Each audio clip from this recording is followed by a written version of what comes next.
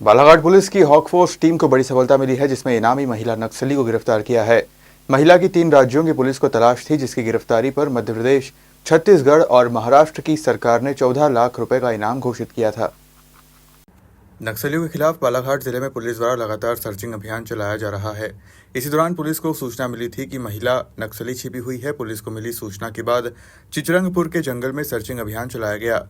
इस दौरान 3 राज्यों की मोस्ट वांटेड 14 लाख के इनामी हार्डकोर नक्सली 32 वर्षीय एसीएम सांजती को गिरफ्तार करने में सफलता मिली है। महिला नक्सली पर मध्य प्रदेश में नक्सली गतिविधियों के दौरान हत्या के प्रयास जैसे 6 गंभीर मामले दर्ज हैं।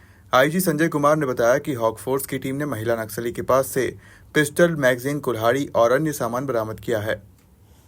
आप सभी का स्वागत है और सबसे पहले मैं आपके नए पुलिस अधीक्षक और उनकी टीम को बधाई देना चाहता हूं इस बहुत ही अच्छी सफलता के लिए।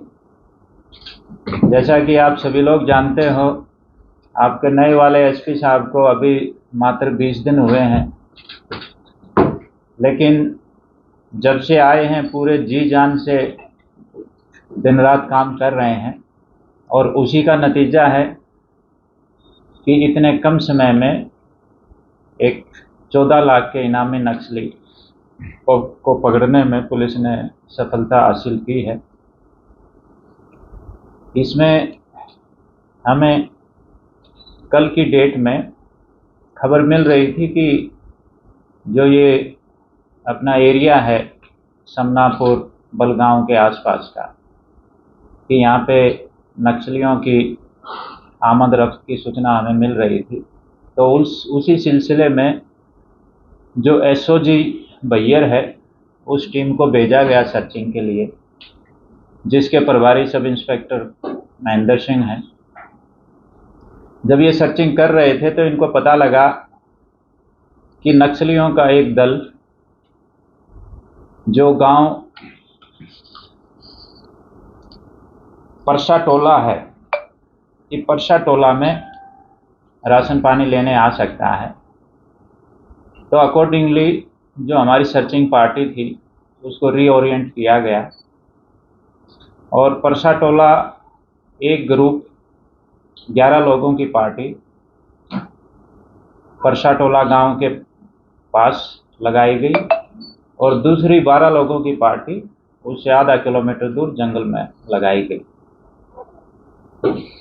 तो कल लगभग 10:30 बजे रात का ऑपरेशन है। तो 2 संदिग्ध लोग समनापुर गांव से निकलते हुए देखे गए। टीम ने इनको सरेंडर करने के लिए ललकारा, लेकिन इन्होंने सरेंडर नहीं किया।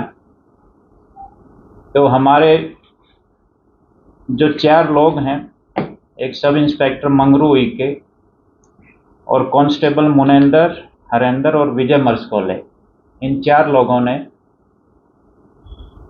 अपनी जान को हथेली पर रख के एक महिला नक्सली को गिरफ्तार करने में सफलता हासिल की। दूसरा नक्सली अंधेरे का फायदा उठाते हुए जंगल की तरफ भाग गया। बाद में महिला नक्सली जो पकड़ी गई थी उसकी पहचान साजंती के तौर पे हुई है, जिसकी उम्र 32 वर्ष है, जो गढ़चिरौली की रहने वाली है। 2011 में इन्होंने सीपीआईएम पार्टी को ज्वाइन किया था। फिर वहाँ से 2016 में इनको एमएमसी जोन भेजा गया। तब से ये केबी डिवीज़न में काम कर रही है। इसके ऊपर 14 लाख का इनाम है तीनों स्टेट की तरफ से, और अकेले मध्य प्रदेश में इसके विरुद्ध 6 इनियस ऑफेंस रजिस्टर्ड हैं। बाकी स्टेट्स में जो ऑफेंस हैं उनकी हम सूची तैयार कर रहे हैं। इसमें क्योंकि अंधेरे का वक्त था, उसके बाद भी पूरी टीम ने अथक मेहनत की। टेरेन आप जानते हो कितना टफ टेरेन होता है यहाँ का, और बिल्कुल अंधेरे में अपनी जान की बाजी लगाकर, क्योंकि जब पुलिस पार्टी इनको लेके आ रही थी महिला को, तो नक्सलियों ने इसको छुड़ाने के लिए बीच जंगल में पुलिस पे हमला किया। पुलिस ने भी सेल्फ डिफेंस में अपनी तरफ से फायरिंग की और नक्सलियों को भागने पर मजबूर होना पड़ा। तो इसमें जो एसओजी बैयर है, उसके team leader sub inspector Mahendra और बाकी जवानों ने बहुत ही अच्छी कार्रवाई की है, जिसका नतीजा ये है कि 14 लाख के एक महिला नक्सली को हम गिरफ्तार करने में कामयाब हुए। उसमें ये शामिल है।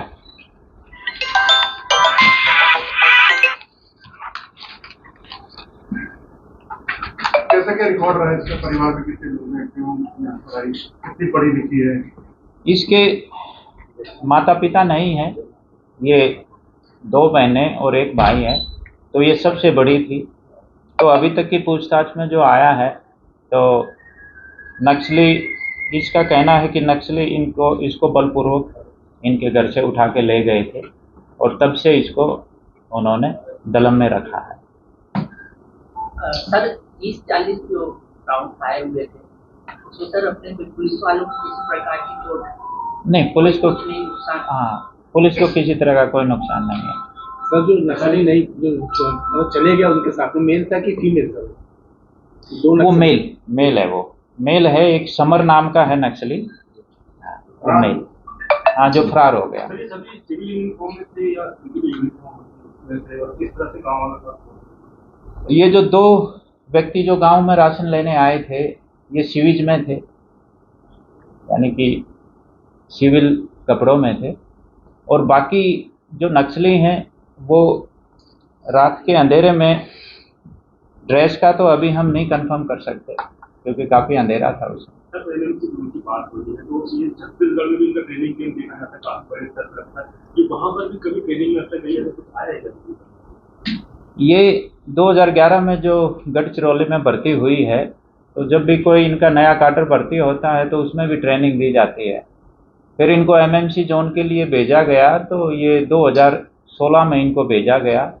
तो टांडा एरिया में इनकी पहले ट्रेनिंग हुई, और इनकी ट्रेनिंग जो नक्सली पहाड़ सिंह थे जिन्होंने 2018 में सरेंडर किया था, उन्हीं की देख रेख में इनकी ट्रेनिंग हुई, और ट्रेनिंग होने के बाद इनको 2016 में ही केबी डिवीजन में भेज दिया गया। दिलीप कुमार जो बड़ा नक्सली था, वो पकड़ाया गया था, उनके साथ में भी ये मौजूद थी, मतलब उस टाइम में जब दिलीप कुमार यहाँ पर? नहीं, दिलीप गुआ वो जीआरपी में रहा है और 2015 में वो गिरफ्तार हुआ था, तो ये तो 2016 में आई है।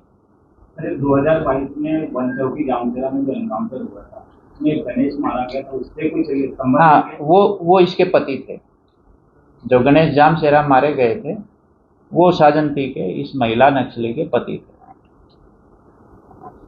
जिस तरह से नक्सलियों में दहशत हुई है, इसके पहले तो अब तक देखा गया है कि नक्सली जब भी मिले तो मारे गए। अब तो पहली बार आपने जीवित पकड़ा है, तो क्या उनके लिए कोई सरेंडर पॉलिसी या कुछ ऐसा? नहीं, हमने पहली बार नहीं पकड़ा है, पहले भी नक्सली, हाँ, बाद, हाँ, यानी कि अभी 2-3 साल पहले भी पकड़े थे 2 नक्सली। तो ये तो देखो, सरेंडर तो वो होते हैं जो सरेंडर करते हैं, इनको तो हमने गिरफ्तार किया है, तो इनके साथ तो जो गिरफ्तारी वाली कार्रवाई है वो की जाएगी। सर मूवमेंट स्पॉट कान्हा एक नेशनल पार्क से लगा हुआ है और आगामी महीने में लगभग कान्हा पार्क एक बार खुल जाएगा पर्यटन के। क्या मान सकते हैं कि कान्हा नेशनल पार्क में नक्सलियों की मौजूदगी बढ़ गई है, और क्या इस पर टूरिज्म पर कोई इम्पैक्ट पड़ सकता है? नहीं, इस पे टूरिज्म पे कोई इम्पैक्ट नहीं पड़ेगा। दूसरा, कान्हा में नक्सलियों की मौजूदगी बढ़ी नहीं है, बहुत कम हुई है, तो इसमें टूरिज्म पर कोई इम्पैक्ट नहीं पड़ेगा, क्योंकि हमने नक्सलियों पे अच्छा खासा प्रेशर हम बना के रखे हुए हैं और उनका लगातार पीछा कर रहे हैं, तो इसमें टूरिज्म के ऊपर किसी भी तरह का कोई भी प्रभाव नहीं पड़ेगा। गिरफ्तार नक्सली से कुछ इनपुट मिला है सर? पूछताछ में कुछ बताया? अभी तो पूछताछ हमारी जारी है, बहुत ज़्यादा अभी नहीं हो पाई है, लेकिन हम जो इनके बाकी साथी जो भगे हुए हैं जंगल में, उनकी हम लगातार सर्चिंग कर रहे हैं। हमारी पार्टी सीआरपीएफ, कोबरा और होक की पार्टियां जंगल में अभी भी उनकी तलाश में लगी हुई हैं। बालाघाट से फिरोज डोंगरे की रिपोर्ट।